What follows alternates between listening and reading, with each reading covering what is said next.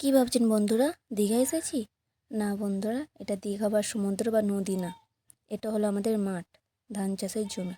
Hello everyone, welcome to my channel. কেমন আছেন সবাই? বানের জলে সব জমি ডুবে গেছে আর চাষিরা চিন্তায় পড়ে গেছে, কারণ সবে ধান চাষ করা হয়েছে। এই জমিগুলো ডুবে যাওয়ার কারণে সব ধান গাছ পচে যাবে আর সব চাষ নষ্টও হয়ে যাবে। দেখে মনে হবে কোনো সমুদ্রের ধারে চলে এসেছি। দেখতে ভালো লাগলো, তার থেকে অনেক বেশি খারাপ লাগছে গরিব চাষি মানুষদের জন্য। আর ওই দেখো আমার বাবা যাচ্ছে, বলছে আয় এদিকে আয়, আমাদের জমিও ডুবে গেছে, দেখবি আয়। তা আমি গেলাম, আর এই হলো সেই আমাদের জমি। দেখুন বন্ধুরা, জলে পুরো টলমলো হয়ে আছে, হাবুডুবু খাচ্ছে আমাদের জমি। ছোটো ছোটো অনেক মাছও এসেছে বানের জলে।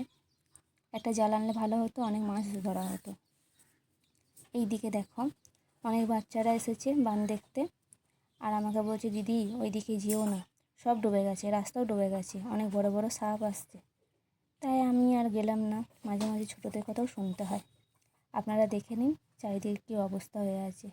জল যদি বাড়তে থাকে তাহলে আরও এর থেকেও বেশি ক্ষতি হতে পারে। তো দেখা হবে পরের ভিডিওতে বন্ধুরা।